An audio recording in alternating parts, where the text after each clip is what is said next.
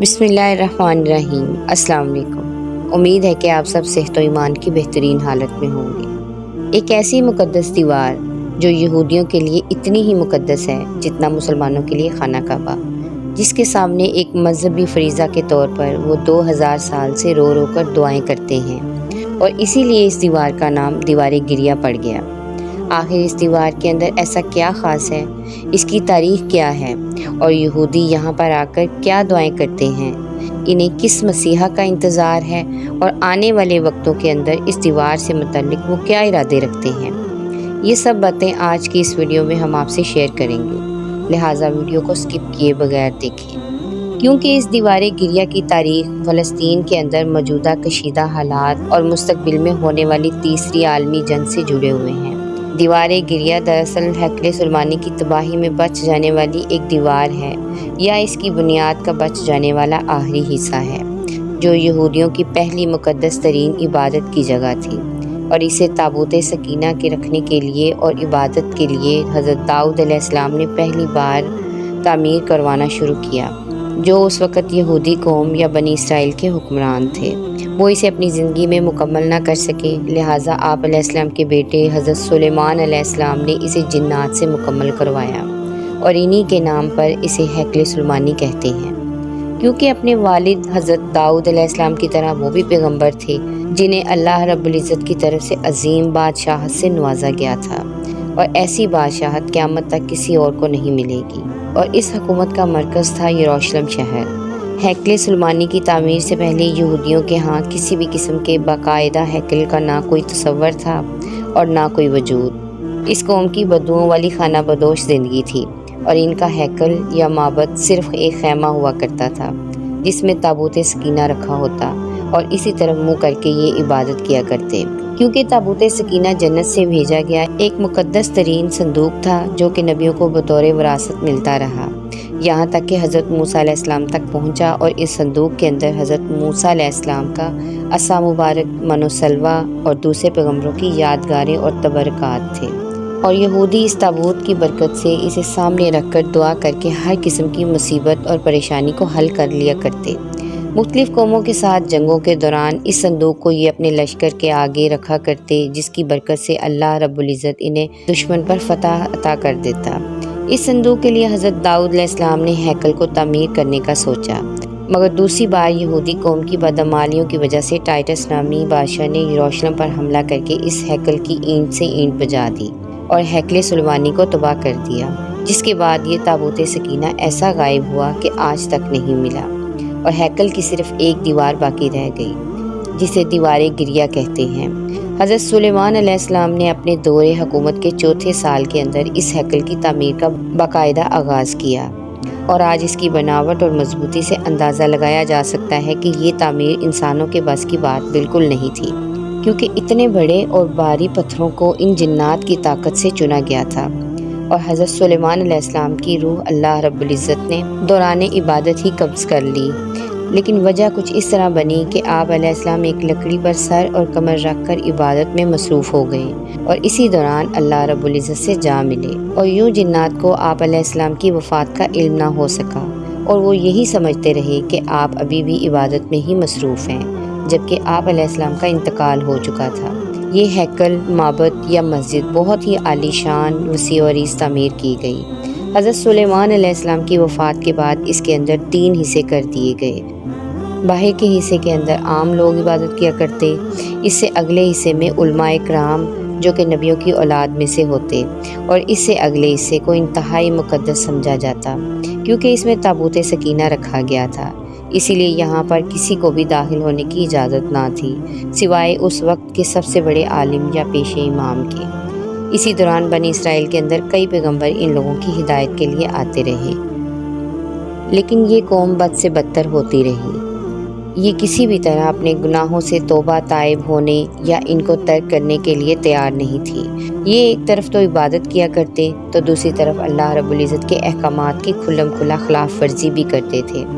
ان کے اس دوگلے پن اور منافقت سے اللہ رب العزت کی ذات جلال میں آئی، کیونکہ ان کے پاس بے شمار نبی بھیجے گئے، لیکن یہ قوم سدھرنے کو تیار ہی نہیں تھی۔ حتیٰ کہ ان کی شکلیں تبدیل کر کے بندر اور خنزیر کی طرح بنا دی گئیں، طرح طرح کے عذاب دیے گئے، لیکن یہ گناہوں سے باز نہیں آئے۔ سود کے کاروبار شروع کر دیے، جادو سیکھنا شروع کر دیا، قتل و غارت اور بے ایمانی میں حد سے بڑھ گئے۔ تب ان پر آخری عذاب کا کوڑا یوں برسایا گیا کہ اللہ رب العزت کی ذات نے انہیں در بدر اور لاوارثوں کی طرح چھوڑ دینے کا فیصلہ کیا۔ لہٰذا بابل کے بادشاہ بخت نصر نے ان کے ملک پر ایسا حملہ کیا کہ کوئی عمارت صحیح سلامت نہیں چھوڑی۔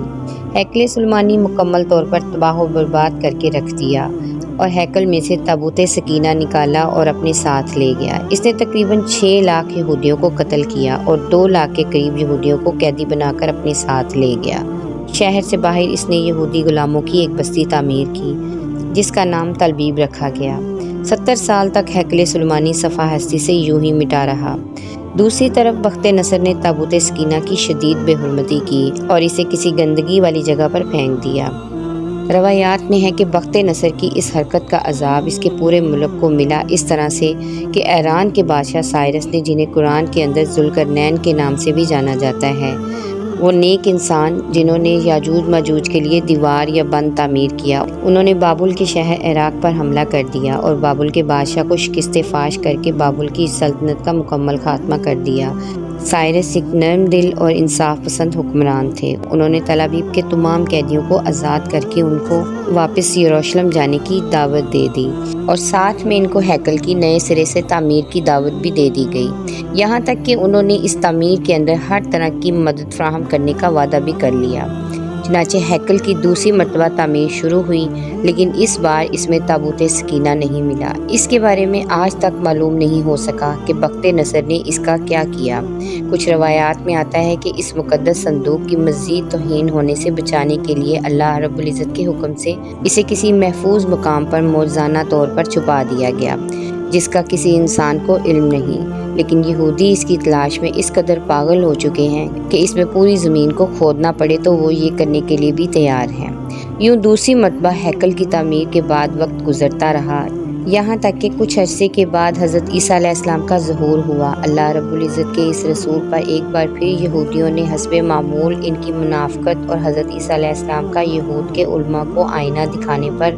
کہ وہ کیسے چند ٹکوں کے عوض ان کی تعلیمات کو بیچ رہے ہیں، ہر وہ کام کر رہے ہیں جن سے اللہ رب العزت نے منع فرمایا ہے، تو ان کے قتل کا بھی فتویٰ صادر ہو گیا۔ حضرت عیسیٰ علیہ السلام پر ظلم کے پہاڑ توڑنے شروع کر دیے گئے۔ دراصل یہودی اپنے مسیحا کے منتظر تھے جو دوبارہ آ کر ان کو پہلے جیسی شان و شوکت عطا کرے جن کا ذکر یہود کی کتابوں کے اندر تھا، لیکن ان لوگوں نے اپنے مفاد اور کرسی کو خطرے میں دیکھ کر آپ علیہ السلام کو دجال کہہ کر سولی پر لٹکانے کی کوشش کی، لیکن اللہ رب العزت نے آپ علیہ السلام کو زندہ آسمانوں پر اٹھا لیا اور یہودی ایک بار پھر اپنی بادمالیوں میں مصروف ہو گئے۔ اس واقعے کے 70 سال کے بعد ایک بار پھر یہودیوں پر اللہ رب العزت کا عذاب نازل ہوا،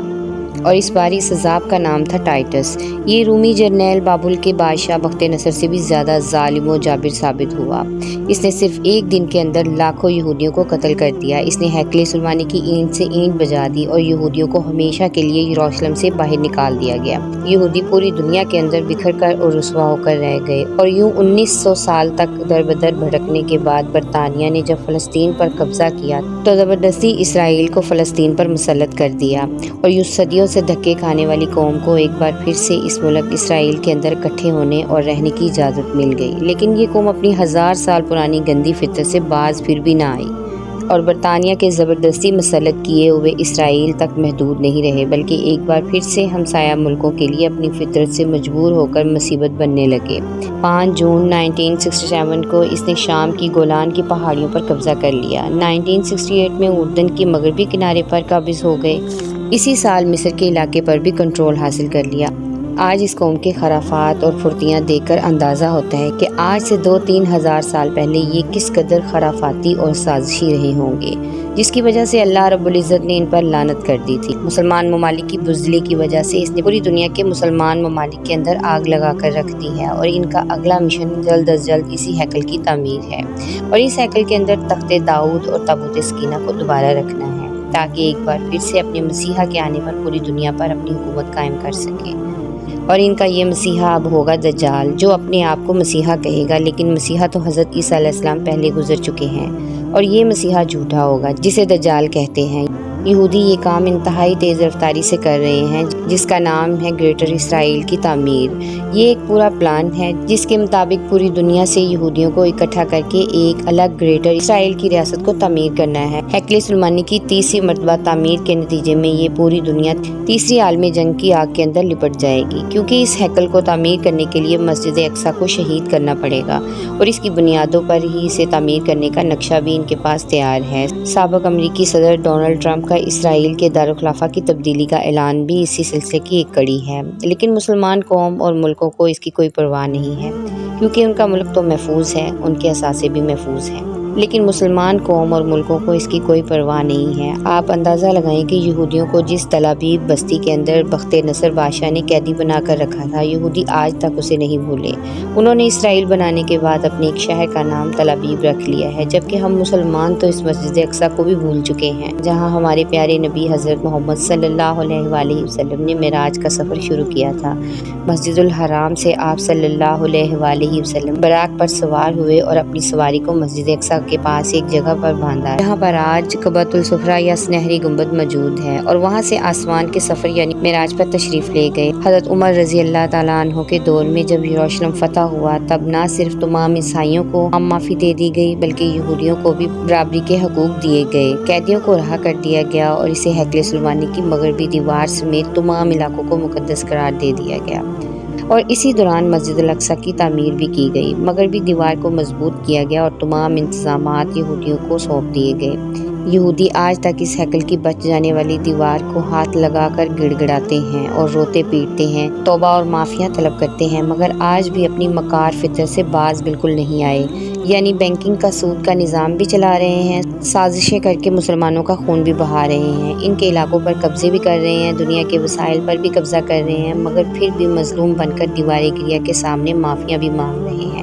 یعنی وہی منافقت اور فطرت جو ان کے خون میں شامل ہے۔ اب گریٹر اسرائیل کی تعمیر اور دجال کا انتظار ان کا سب سے بڑا مقصد ہے، جس کو مکمل کرنے کے لیے وہ سر دھڑ کی بازی لگانے پر تلے ہیں۔ اس منصوبے کے 4 مرحلے ہیں۔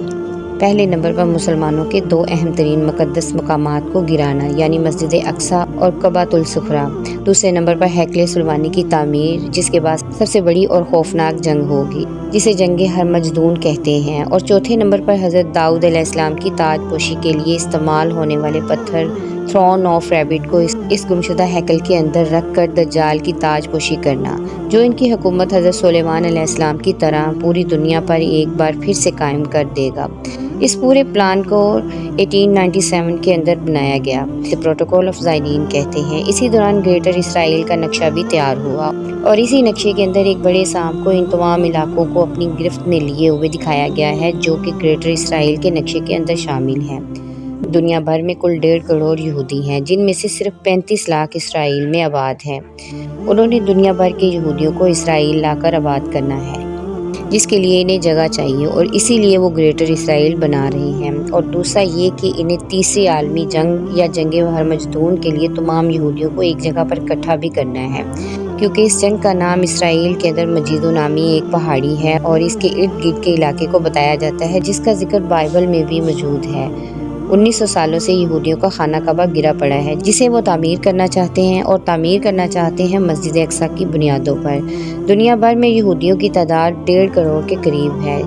جبکہ دنیا میں مسلمانوں کی کل آبادی 1 ارب 50 کروڑ ہے۔ ان تمام اعداد و شمار کی روشنی میں مسلمانوں کی تعداد اتنی زیادہ ہونے کے باوجود 1 کروڑ 50 لاکھ یہودی 1 ارب 50 کروڑ مسلمانوں سے بھی زیادہ طاقتور ہیں، کیونکہ اللہ رب العزت کے رسول نے فرمایا تھا کہ اللہ رب العزت اس قرآن کی برکت سے قوموں کو عروج بخشے گا، اور اسی پر عمل نہ کرنے اور اسے چھوڑ دینے کی وجہ سے مسلمان قوم معاشرے میں ذلیل و خوار ہوگی۔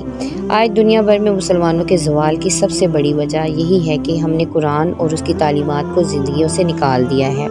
کون سی وہ برائی اور 2 نمبری ہے جو ہم مسلمانوں میں نہیں ہے؟ سیکولر ترکی کی فوجوں سے لمبے عرصے سے مقابلہ کرنے کے بعد انہیں شکست دینے والے ایک بڑے دانشمند ترک نجم الدین اربکان نے مسلمان حکمران کی حالت زار پر تبصرہ کرتے ہوئے کہا تھا کہ 1.5 ارب مسلمان 80 لاکھ یہودیوں کا مقابلہ کرنے کی بجائے خدائی مدد اور ابابیلوں کے انتظار میں ہیں۔ مجھے یقین ہے کہ یہ ابابیلیں مدد کے لیے آ بھی گئیں تو وہ یہ کنکر یہودیوں پر نہیں بلکہ ان بے عمل مسلمانوں پر پھینکیں گے جو صرف نام کے مسلمان ہیں اور خدا کی مدد کے انتظار کے سوا کچھ کرنا ہی نہیں چاہتے۔ امید ہے معلومات سے بھری ویڈیو آپ کو اچھی لگی ہوگی۔ ویڈیو کو لائک اور چینل کو سبسکرائب کرنا نہ بھولیں۔ جزاک اللہ خیر۔